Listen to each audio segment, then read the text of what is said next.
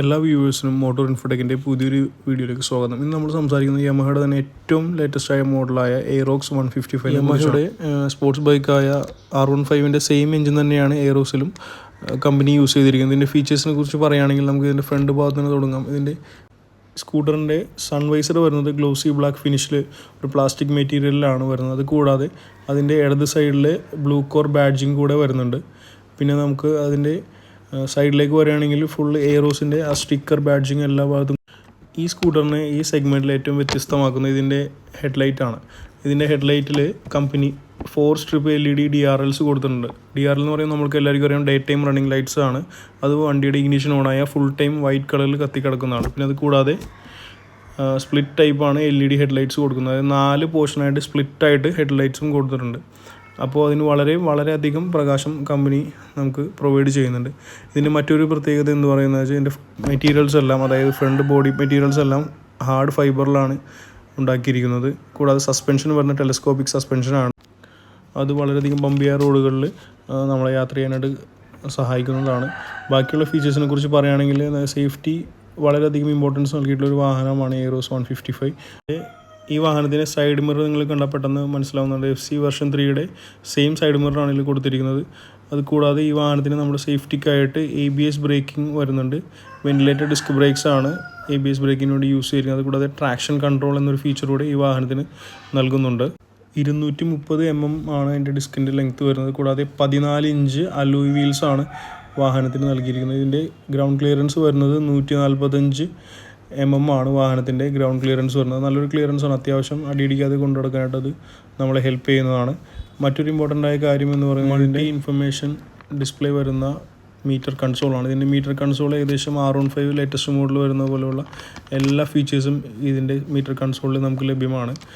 അതിൽ പ്രധാനമായിട്ട് പറയുകയാണെങ്കിൽ ബ്ലൂടൂത്ത് കണക്ടിവിറ്റി ഉണ്ട്. നമ്മുടെ കോള്, SMS എല്ലാത്തിൻ്റെയും നോട്ടിഫിക്കേഷൻ ഈ മീറ്റർ കൺസോളിൽ കാണിക്കും. അത് കൂടാണ്ട് ബാറ്ററിയുടെ health, current time, mileage notification, traction കൺട്രോളിൻ്റെ നോട്ടിഫിക്കേഷൻ, അതുകൂടാതെ നമുക്ക് മൊബൈൽ ആപ്പ് വഴി ഈ വാഹനം വളരെ കൃത്യമായിട്ട് കണക്ട് ചെയ്യാവുന്നതാണ്. അപ്പോൾ ആ മൊബൈൽ ആപ്പ് കണക്റ്റഡ് ആണോ ഇല്ലയോ എന്നുള്ളതിൻ്റെ ഇത്, പിന്നെ ലാസ്റ്റ് പാർക്ക് ചെയ്ത സ്പോട്ടിൻ്റെ നോട്ടിഫിക്കേഷൻ, അങ്ങനെയുള്ള ഒരുവിധം കാര്യങ്ങളെല്ലാം തന്നെ ഈ വലിയ ഡിസ്പ്ലേയിൽ നമുക്ക് ലഭ്യമാണ്.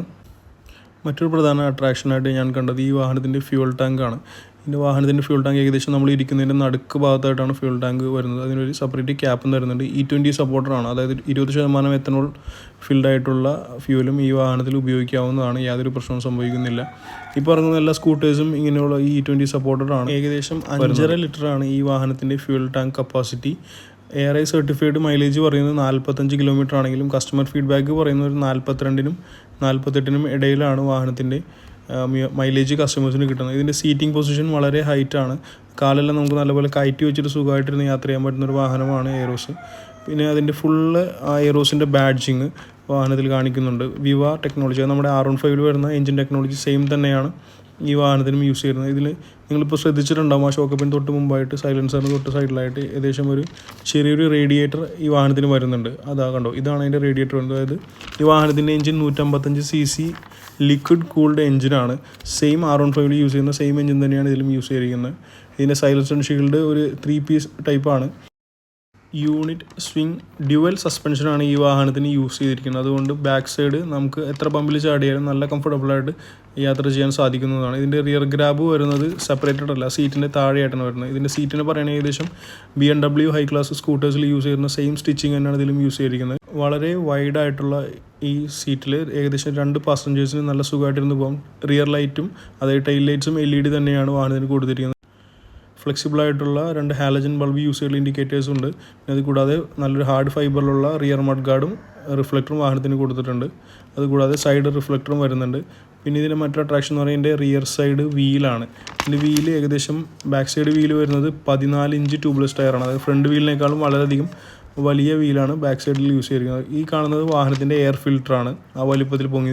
ഡ്രൈവറുടെ സേഫ്റ്റിക്കായിട്ട് side stand engine cut off system add ചെയ്തിട്ടുണ്ട്. അതായത് വണ്ടിയുടെ സൈഡ് സ്റ്റാൻഡ് തട്ടാതെ വാഹനം ഒരിക്കലും സ്റ്റാർട്ടാകത്തില്ല. ആ ഒരു ഫീച്ചർ ഈ വാഹനത്തിന് കൊടുത്തിട്ടുണ്ട്. പിന്നെ മറ്റൊരു അട്രാക്ഷൻ എന്ന് പറയുന്നത് ഇതിന് ഫ്രണ്ട് ആൻഡ് ബാക്ക് ട്യൂബ്ലെസ് ടയേഴ്സാണ് കമ്പനി പ്രൊവൈഡ് ചെയ്തിരിക്കുന്നത്. ഏകദേശം 120 km/h ആണ് വാഹനത്തിൻ്റെ ടോപ്പ് സ്പീഡ് പറയുന്നത്. പിന്നെ വാഹനത്തിൻ്റെ സീറ്റിൻ്റെ സ്റ്റോറേജിനെ കുറിച്ച് പറയുകയാണെങ്കിൽ അത്യാവശ്യം നല്ല രീതിയിൽ വിശാലമായൊരു സ്റ്റോറേജാണ് യമഹ നമുക്ക് നൽകുന്നത്. ഇപ്പോൾ നമ്മുടെ ഹെൽമെറ്റ് വെച്ചാൽ തന്നെയും ബാക്കി നമ്മുടെ ബാക്ക് പാക്ക് കാര്യങ്ങളെല്ലാം വെച്ചാൽ പോലെയും ഒരുപാട് സ്പേസ് ബാലൻസ് നിൽക്കുന്നതാണ്. അതുകൂടാതെ ഇതിൻ്റെ വളരെ നിങ്ങൾ നോട്ടീസ് ചെയ്തിട്ടുണ്ടാവും ബാക്കി വാഹനങ്ങൾ പോലെ, അതായത് ഇപ്പോൾ ഫസീനോ അല്ലെങ്കിൽ റേസ് ഡാറിനൊക്കെ പോലെ റിയർ ഗ്രാബ് റെയിൽ പ്രകടമായി മുകളിൽ കാണുന്നില്ല. നമ്മുടെ ആ ബാക്കിലെ ആ കൗളിൻ്റെ താഴെ ഈ കണ്ടോ 155 എന്ന് എഴുതിയിരിക്കുന്നുണ്ടോ, അതിൻ്റെ താഴെയായിട്ടാണ് ആ ഗ്രാബ് വരുന്നത്. അല്ലാണ്ട് സെപ്പറേറ്റ് ഒരു നോട്ടീസബിൾ ആയിട്ടുള്ള ഒരു റിയർ ഗ്രാബ് ഈ വാഹനത്തിന് കമ്പനി കൊടുത്തിട്ടുള്ളത്. അതുപോലെ തന്നെ ബാക്കി ഫീച്ചേഴ്സ് പറയുകയാണെങ്കിൽ 155 cc വരുന്ന എയറോസിൻ്റെ പവർ ഔട്ട്പുട്ട് വരുന്നത് 12 bhp ആണ്. ടോർക്ക് വരുന്നത് 13 Nm ആണ്. ഏകദേശം 45 കിലോമീറ്ററാണ് വാഹനത്തിൻ്റെ മൈലേജ് വരുന്നത്. 1,72,000 രൂപയോളമാണ് ഇതിനിപ്പോൾ നിലവിൽ ഓൺ റോഡ് കോസ്റ്റ് വരുന്നത്. ഇനിയിപ്പോൾ ജനുവരി ആകുമ്പോൾ പ്രൈസ് ചേഞ്ച് ആവുന്നുണ്ട്. അപ്പോൾ എന്തായാലും വീഡിയോ ഇഷ്ടമായെങ്കിൽ എല്ലാവരും വീഡിയോ ലൈക്ക് ചെയ്യുക. താങ്ക്